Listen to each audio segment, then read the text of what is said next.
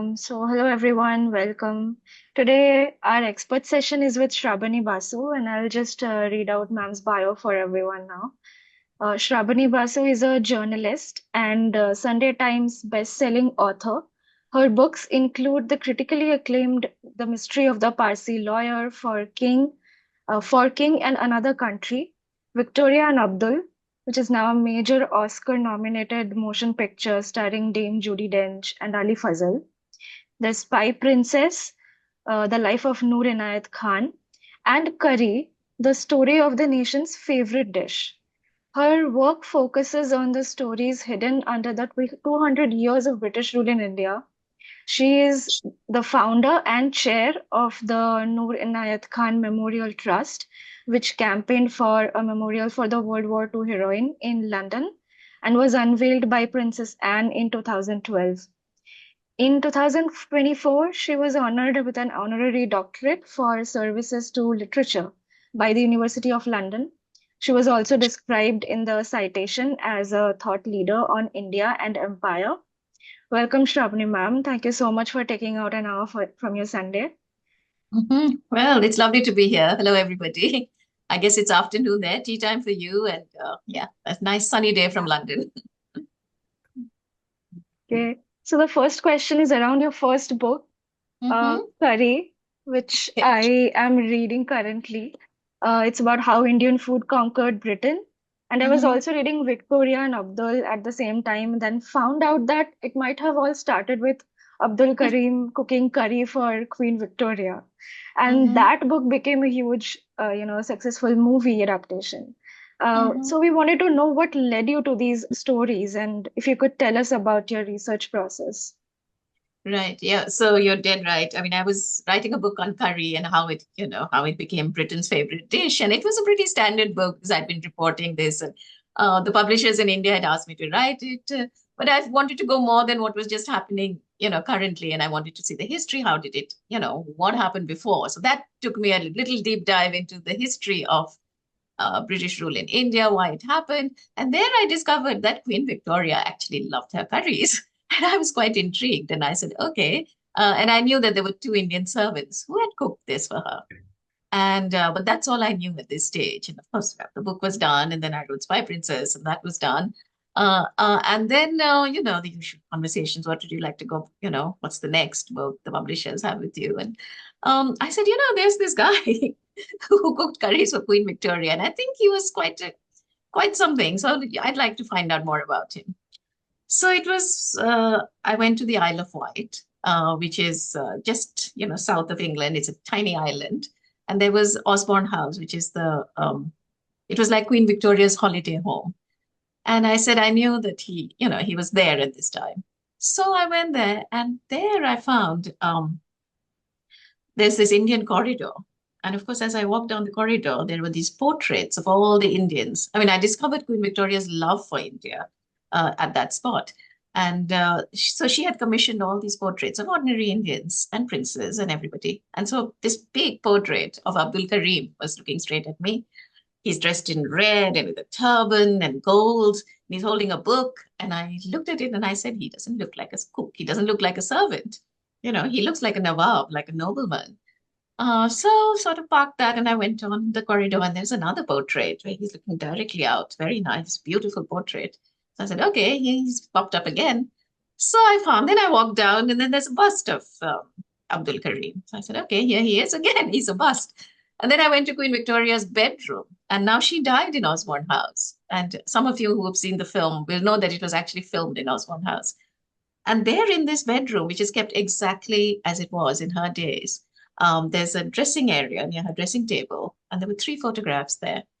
And the first photograph was of John Brown, a Scottish gillie or servant with whom she had a very close relationship.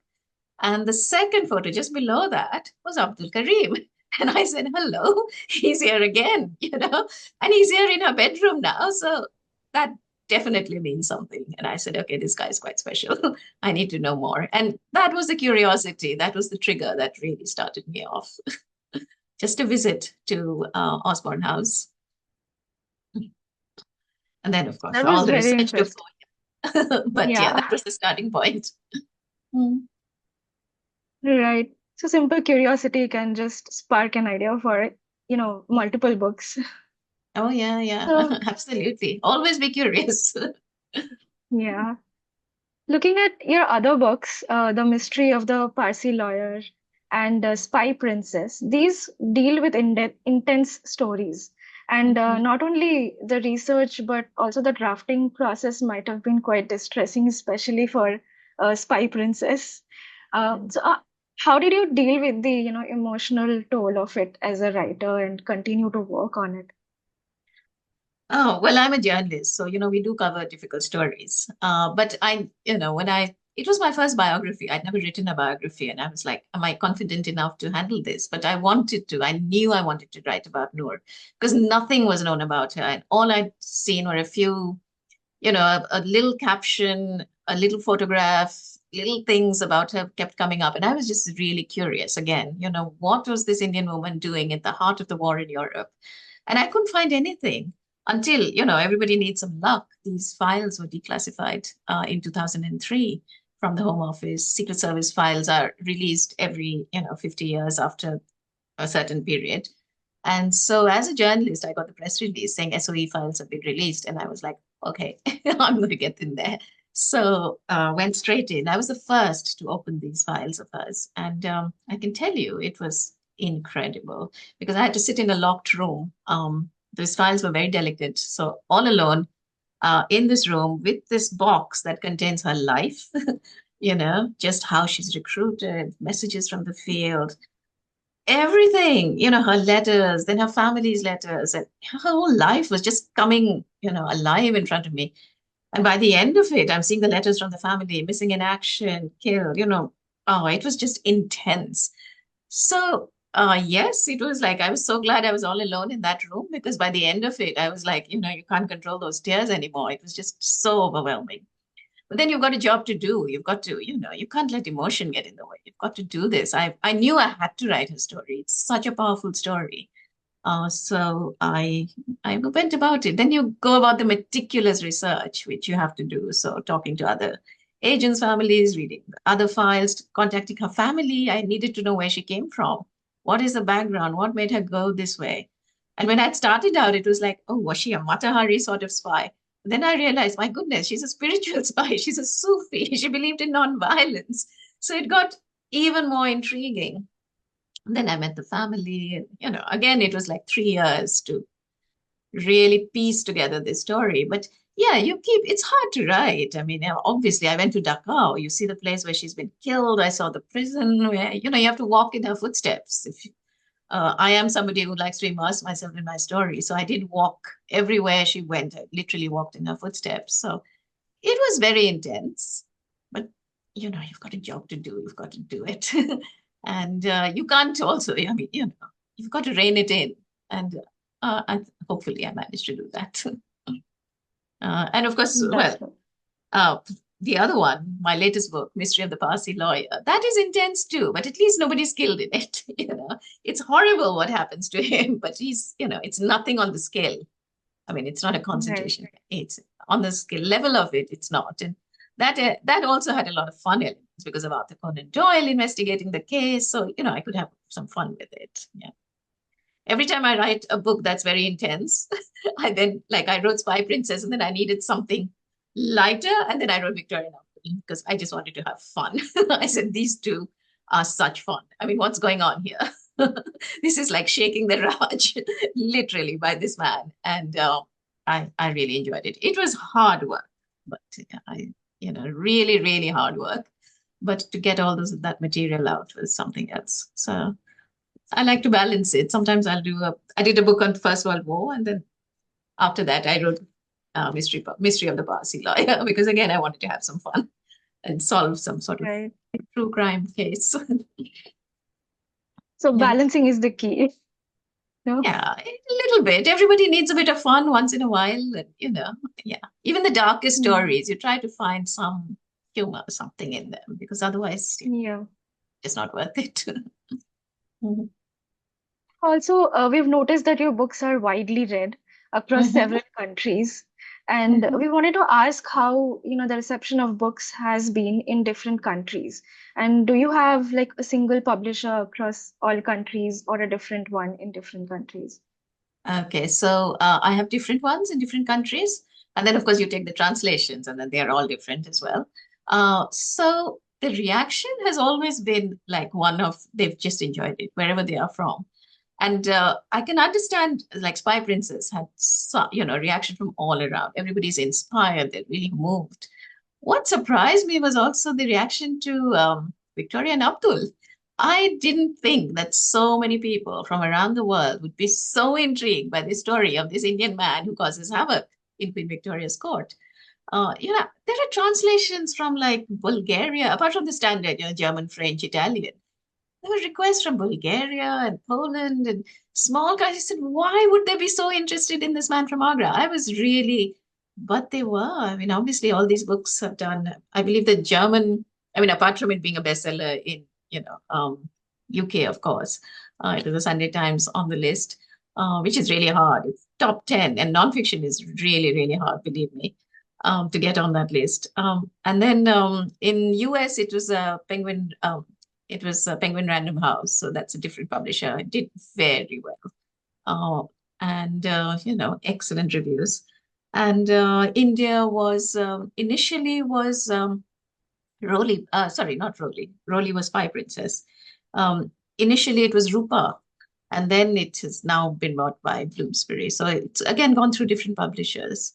Now Bloomsbury have the latest, the film version, because then you do a film edition with cover. You get Judi Dench instead of Queen Victoria. So, yeah, which is all fun.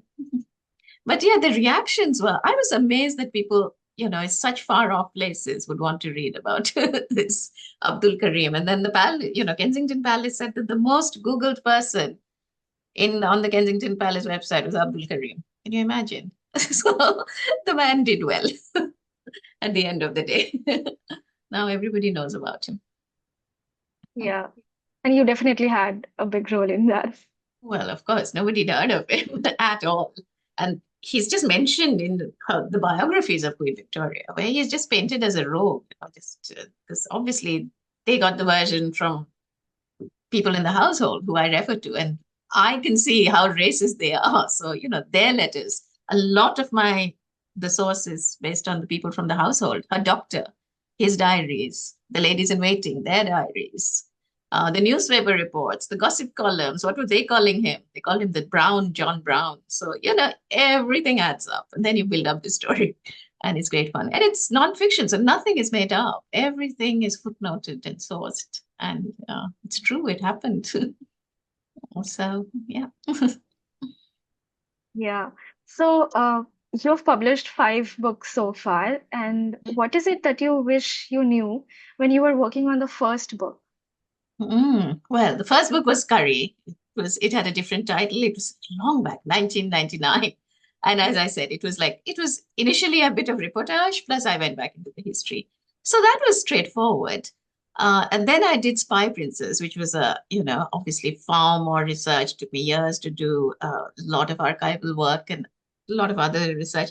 And then I realized at that time that it was immediately optioned for film rights and other rights, various things just started happening. And then I realized that I didn't know anything, right? This is so long back. It's 20 years ago, more than 20.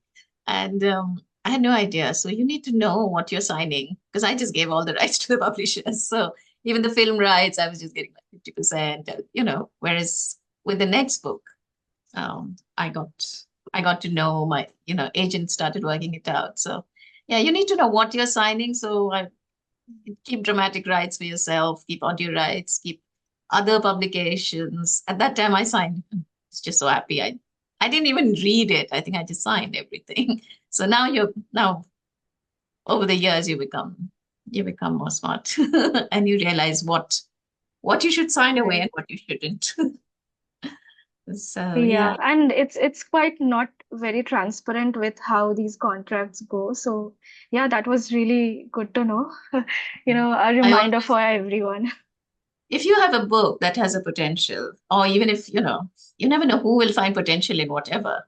So just other rights to yourself, like audio, like I mean, now there are just so many, right? So dramatic rights, definitely, I would say. Right. Keep it to yourself. So with Victoria and Abdul, I had the dramatic rights. It didn't, so I didn't just get like, it didn't all go to the publishers. They got enough because Yeah. when the book sells, you're on the bestseller list. So, but the hard work's gone in from you. So you need that. You need that money. Yeah. So this is something to note down for all the writers here. And Absolutely. now coming to reading, what are some of the books that you've loved recently? And Mhm. maybe you have a couple of book recommendations for all of us. Okay. So yeah, so a friend of mine, her name is I would recommend her books to everybody. Rubenhold. I know her well. She's based in the UK. She's an award-winning, she won the Women's Award and the Costa Book Award. And her new book is just out. And it was a thrilling read. And I've got it right here because I just finished it some time back. It's called The Story of a Murder. Do you see it? Yeah. A fabulous cover. So this is about one of the most famous murder cases that happened in 1910, Edwardian Britain. And it was like written about in the UK and the US. All the papers, the reporters were chasing it, everything was happening. And the person who was accused of the murder is Crippen, and he's accused of murdering his wife, who is this lovely Elle Bell. She was a dance hall singer in the dance halls. And he just goes about saying that she's disappeared. She's left me and she's gone. And he goes about his normal life saying, "Oh, I'm so sad." But it's her friends who said that's not right. Why would she leave without a note? And they actually alert the police. And then this whole murder investigation starts and then the trial. But the interesting thing is, this was such a famous case. It's been written about. And what Halley does is, because this man, Crippen, he takes control of the trial. So he's almost, I mean, he's a murderer, but he's almost becoming the victim. You see, it's like, oh, my wife ran away. She was this dancehall singer, this, that. And then it becomes, oh, yes, well, even the murder happens because he had to. But so she takes it from the other side. This friendship of the girls who stood by her, who refused to take it down. And the victim, she gives her a new lease of life and says, Belle was a wonderful woman. It's this man, this Crippen, who was controlling, and who controlled the narrative for so many years. So that's what Hallie does. She just turns it around. And so it's a brilliant book. It went straight into the Sunday Times list. So you can imagine it's nonfiction based on all these records. And her other book, which I would recommend since you asked for recommendations, is called The Five. And it's about the victims. I don't know if you've heard about it. It's about the victims, the five victims of Jack the Ripper. So everybody knows Jack the Ripper, right? The most famous serial Yeah. killer of them all. And there are hundreds of books written on him, and everyone's trying to solve this, unsolved case. Everyone is trying to be the detective. So they're called Ripperologists, and she talks about the victims. So the book is The Five, these victims and their lives, and how the common thing everyone knows is they were prostitutes, they were in the East End, this, that. She actually reveals that they were actually ordinary women, and one of them wasn't even a prostitute. What happened? Why? So it's social history. Why did they end up on the streets? Why did they end up on that day? And it's not about Jack the Ripper at all. Jack the Ripper, who's this canonical figure almost that he's become, whatever his name was, we don't Yeah. know. And he survived all these generations. They have Jack the Ripper tours, and everyone's forgotten about the victims. So I think Ali does that. So I don't know if the books are available in India, but I'm sure they're. But so I would definitely recommend her because she's nonfiction like me. But the way she brings her stories to life, and she really has the women's point of view, which obviously we all love. And yeah, And thank you so that for that was those one. recommendations. Yeah, that was one. And I don't know if all of you like. Well, I love nonfiction, so I read a lot of memoirs and books, and I also like historical fiction. So some things that are made up. So if you are interested in the wars, I would recommend Pat Barker, her trilogy Regeneration about the First World War and what went into. So she has real people who then who are it's the poets and it's what they're going through, the mental state. They're all in this hospital in Edinburgh, right? It's a mental, what they used to think was, there those days, the mental asylum. and they're shell shocked, and it's the poets. So it's Wilfred Owen, and it's just beautifully done. So she has a whole trilogy on the World Wars, and I think it was made into a film as well. Yeah, these books are brilliant. Um, what else can I say? I love reading essays sometimes, and I got for Christmas I got this present, George Orwell's essays, which is lovely. It's a small. I love a small paperback which I can just put into my bag and carry around and read on the tube. You can't carry. I know Hallie's was this tome, but yeah, there was this lovely little paperback. Orwell, who was I've always been fascinated with books and books versus cigarettes. Just a little tiny essays, very interesting to read. So something you can just put in your handbag, take it around and read. And it's about everything. It's about his childhood in a horrible school where he was caned, private school, to, his take on nationalism, war, and various things. So, yeah, great writer. So nice to read essays as well. Just something Yeah. different. Oh yeah, and another book which was really good. I had to do the blurb for it. I think it's come out in India now. There's an Indian edition because the author told me. It's called The Great Epinal Escape, and it's about the Second World War. And again, it's fact. And it's a story that is just not told. And since we're coming up to the VE Day, of 80th anniversary of VE Day, it's about these prisoners who were kept in this camp in France, Indian prisoners. About 3,000 were in a camp called Epinal prison. And just a few days Okay. before D-Day, the prison walls are bombed. And so they break down, and these prisoners escape, and it is one of the biggest mass escapes, which has really not been recorded. So about 300 or more just ran out of this prison, and they had to make their way through the forests to Switzerland and to the Swiss border. So it's called the Great Epinal Escape. It's one of the biggest mass escapes from the Second World War. So yeah, this author who I know well, he asked me to write the blurb. I've done the blurb for the book. It's very interesting. Another really unknown story from the Second World War. So if you all enjoy nonfiction, that's a few. Okay. Yeah, those are very, very interesting titles. Mhm. So what's I'll show you next? it's called The Yeah. Great Penal Escape. These are all lying in my study. So yeah, it's a nice cover as well, showing all these Mhm. prisoners who escaped. And imagine the field. Suddenly there's this finds a turbaned man looking up from behind a hedge because there's a kid just playing near a farm, and suddenly he sees all these Indians out loose. They'd never seen them, and they'd all escaped from this prison. So yeah, it's great fun. So I do hope it gets option for some, dramatic rides because I think he deserves it. It's a great story. And so what are you working on currently, or what's next for us? Yeah. Question we authors hate. But no, I have been working. This year was going to be my year of writing, hopefully. So something, is in my head and I'm doing the research. It'll take me a while. So that always happens. Takes a few years to Yeah. for any book to come out. And then, the research takes so long. And then it's the structuring, and then it's the, whatever, distilling, and then it's the editing and streamlining something. So it'll take a while, but yes, I have started working on something. That's good to know.